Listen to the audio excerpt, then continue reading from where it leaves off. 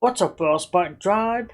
This is Royal Spartan 125, back for yet another great reaction. This is when gymnastics goes wrong. I'm thinking this might be a funny one. I'm not too sure. Guess we'll have to watch it to find out. I'll be leaving links in the description down below for this video and this channel.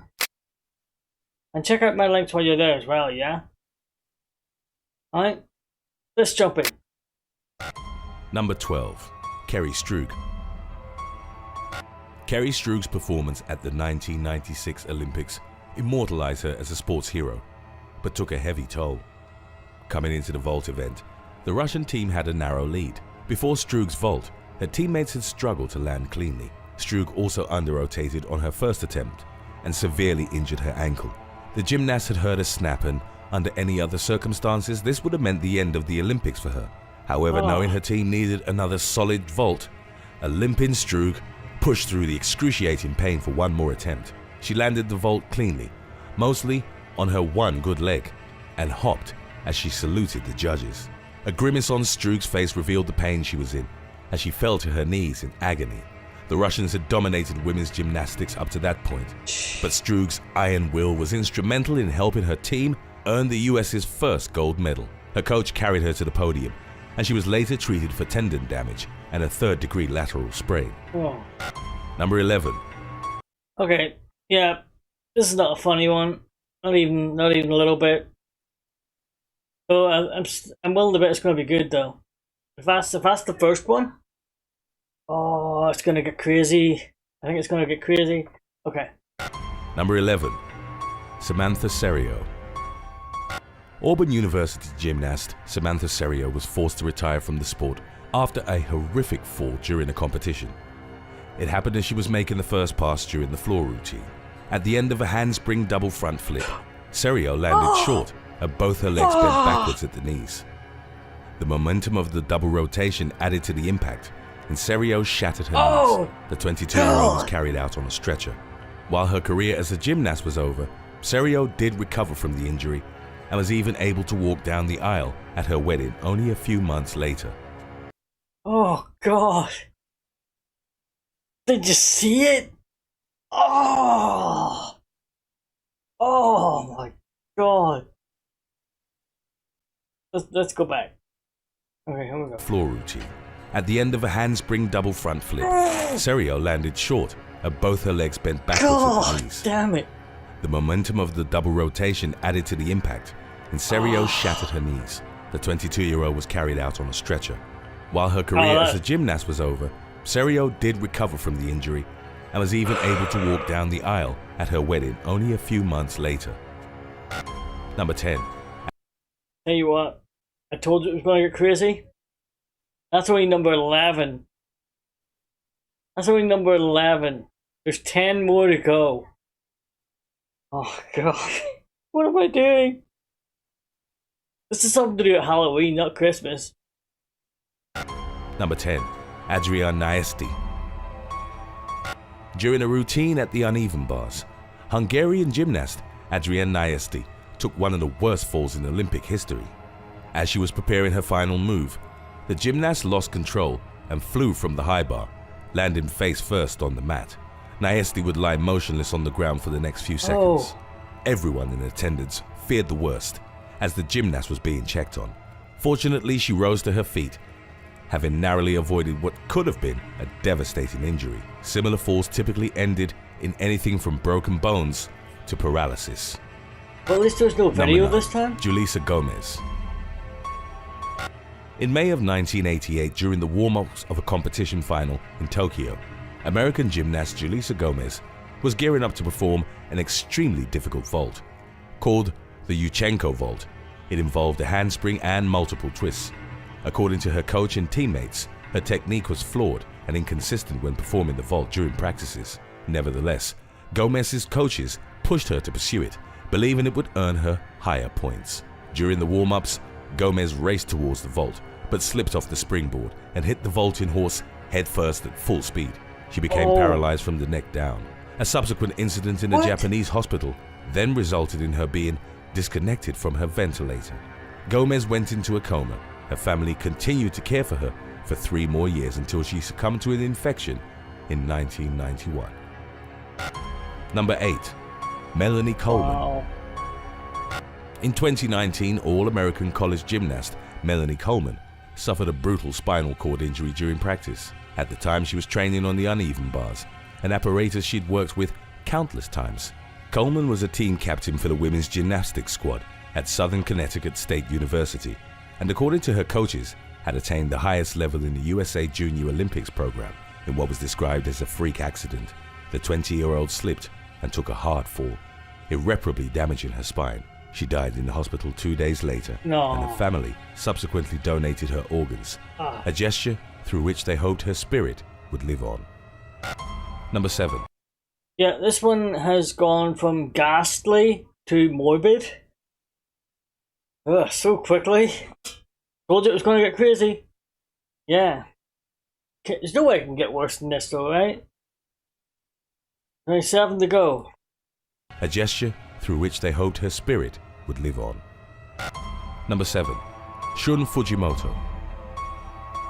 At the 1976 Summer Olympics in Montreal, Shun Fujimoto earned his place in the history of gymnastics.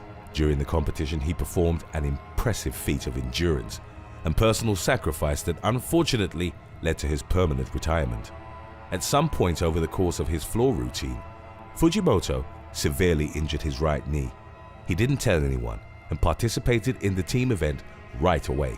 In spite of his badly damaged knee, Fujimoto scored a 9.5 on the pommel horse, as well as 9.7 on the rings. He displayed exceptional focus during both events. As one doctor put it, how he managed to do somersaults and twists and land without collapsing in screams is beyond my comprehension. However, dismounting the rings would seal Fujimoto's gymnastics career. His knees bent to absorb the impact, and his right leg started to wobble, nearly collapsing. He was limping, but managed to walk back to his seat without falling. By pushing himself, Fujimoto had aggravated what had already been a severe injury, and not only tore ligaments but also dislocated his broken kneecap. Doctors told him that by continuing to compete, he risked permanent disability. Number 6. Sang Lang. In July of 1998, at the Goodwill Games in New York City, promising gymnast Sang Lang suffered a career-ending and life-altering injury. During the warm-ups, Sang was performing a routine vault to familiarize herself with the apparatus. However, something went horribly wrong. The 17-year-old fell directly on her head after mistiming her landing. She couldn't get up from the mat on her own and was taken straight to a trauma center. Sang underwent cervical spine fusion and spinal realignment. Despite doctors' best efforts, the damage to her spine was too severe, and Sang was left paralyzed from her mid-chest down. Strangely enough, Sang would later claim that her injury was caused by the coach of another team, who'd removed a mat from her landing area during her push-off. Chinese officials reportedly refused to believe Sang and attributed her accusation to brain damage. She also claimed to have been abruptly abandoned by the Chinese national gymnastics team after she'd become paralyzed. I can believe that. Definitely. I can definitely believe that.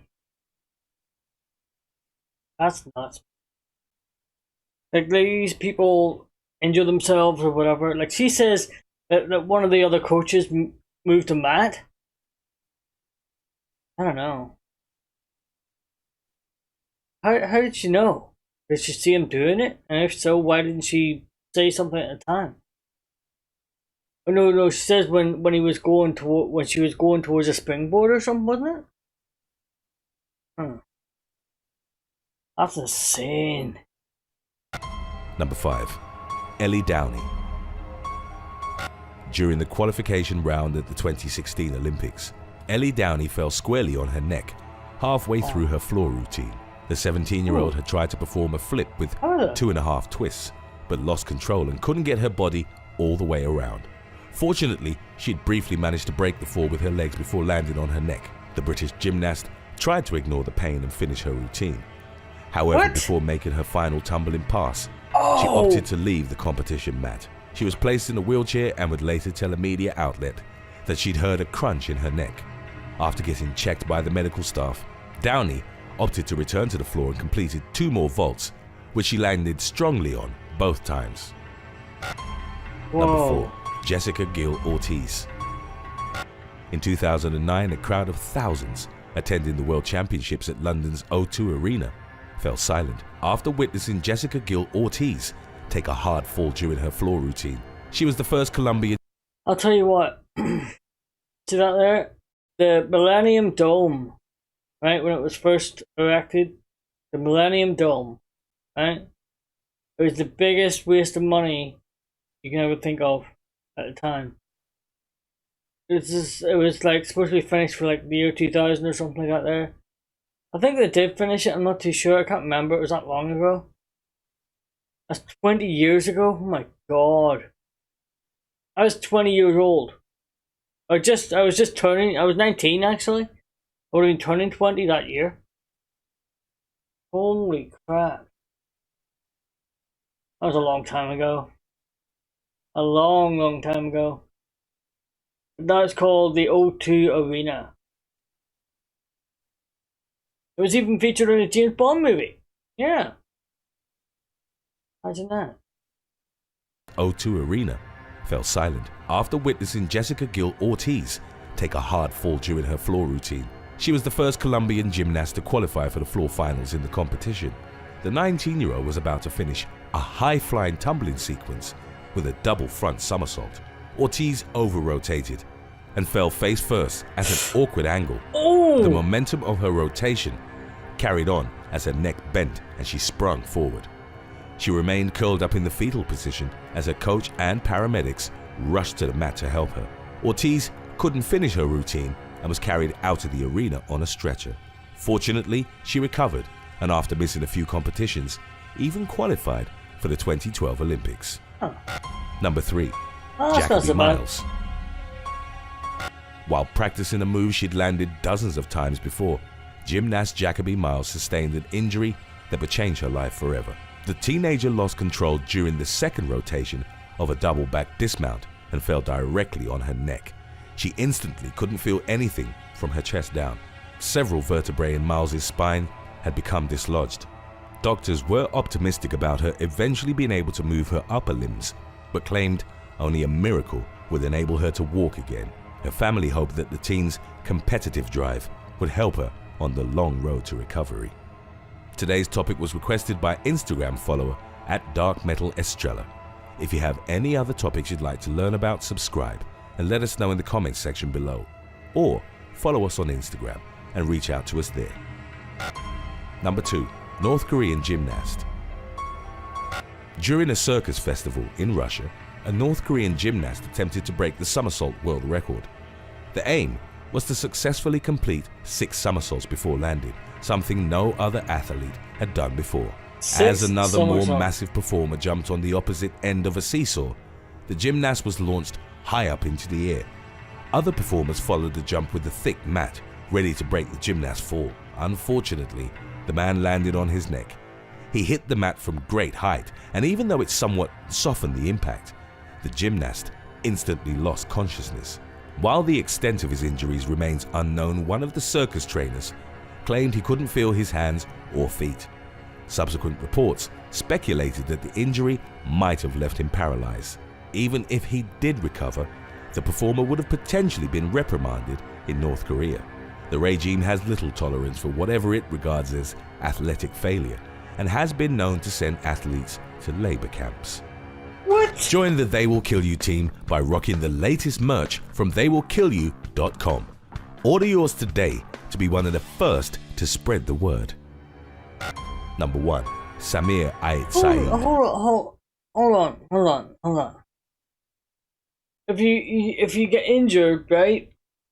Was it North Korea? I think it was North Korea. Yeah.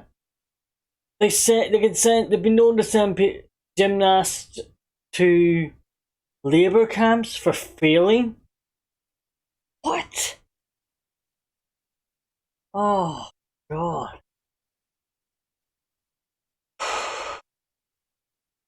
Oh, this is getting dark.